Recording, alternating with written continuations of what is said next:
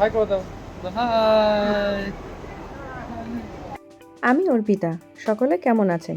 আপনাদের কাছে আজকে আবারও একটা নতুন ভিডিও নিয়ে চলে এলাম। আজকে আমরা চলে গেছিলাম ইংল্যান্ডের একদম দক্ষিণ উপকূলে অবস্থিত ডাডেলডোর। মাম্মা তুমি কোথায় যাচ্ছ? আমাদের বাড়ি থেকে সময় লেগেছিল প্রায় 2 ঘন্টা। ট্রেনে করে কোথায় যাচ্ছ?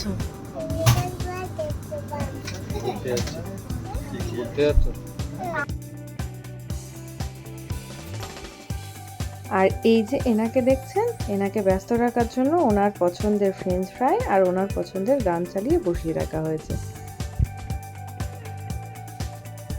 হুল স্টেশন থেকে নেমে বাস ধরে পৌঁছে যেতে হবে আমাদের ডেস্টিনেশন ডাডেলডোর।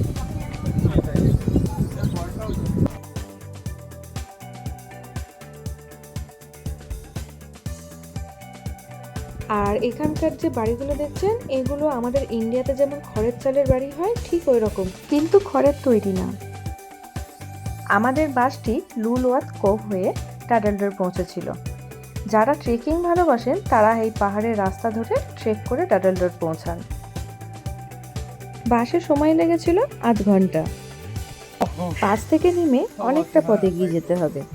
ডাডেলডোর যাওয়ার জন্য পায়ে হাঁটা ছোট্ট একটা জঙ্গলের মধ্যে দিয়ে যেতে হবে। আমরা কোথায় যাচ্ছি? সমুদ্রে যাচ্ছি, সমুদ্র দেখতে যাচ্ছি। হ্যাঁ,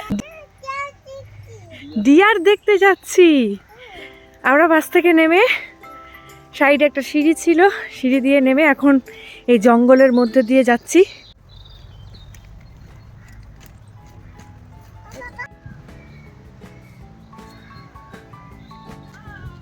না, আমরা ঠিকই যাচ্ছি। আমরা অবশেষে উপস্থিত হলাম সমুদ্রের ধারে। কিন্তু সমুদ্রের ধারে তো পৌঁছেছি, সমুদ্রের কাছে যেতে হলে আমাদের যেতে হবে একটা বড় পাহাড়ের নিচে। আমরা এখন আছি পাহাড়ের উপরে। ওই যে দেখা যাচ্ছে দূরে নীল সমুদ্র।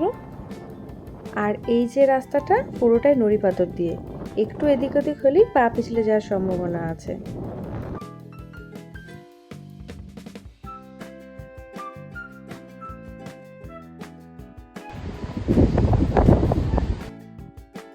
আজকের ওয়েদারটা ভালো থাকার জন্য ভিড় দেখেছেন? ডাডেলডোর, লুলওয়াত কোভ এই সবগুলোই পড়ে জুরাসিক কোস্ট লাইনের মধ্যে। জুরাসিক কোস্ট নেম মূলত হয়েছে কারণ এখানে অনেক জুরাসিক আমলের পাথর ও ফসিল পাওয়া গেছে। এই সিঁড়িটা দিয়ে হেঁটে নেমে গেলেই আমরা বিচে পৌঁছে যাব।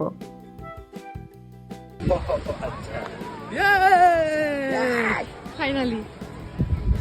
যেহেতু এটা নুড়ি পাথরের বীজ, তাই খালি পায়ে হাঁটাটা একটু কষ্টের, কিন্তু রায় ভীষণ খুশি হয়েছে কারণ ওই পাথরগুলোকে নিয়ে সারাদিন খেলে গেছে ওখানে বসে বসে। বিচে বসে অনেককেই দেখলাম পিকনিকের মতো খাওয়া দাওয়ার আয়োজন করছেন। আমরাও কিন্তু টিফিন নিয়ে গেছিলাম। অসুবিধার মধ্যে একটাই পড়েছিলাম, যেহেতু বিচটা অনেকটা নিচে হেঁটে নামতে হয়, তাই একবার ফ্রেশ হওয়ার জন্য ওপরে এলে আর নামতে ইচ্ছা করবে না। আমাদের এই রাস্তাটা উঠতে খুব কষ্ট হয়েছিল, যেহেতু রায় ঘুমিয়ে পড়েছিল একটু হাঁটার পরই। ভিডিওটি যদি ভালো লাগে একটা লাইক, কমেন্ট, শেয়ার করে দেবেন আর আমার পেজটি একটু ফলো করে দেবেন। ততক্ষণে সকলে ভালো থাকবেন।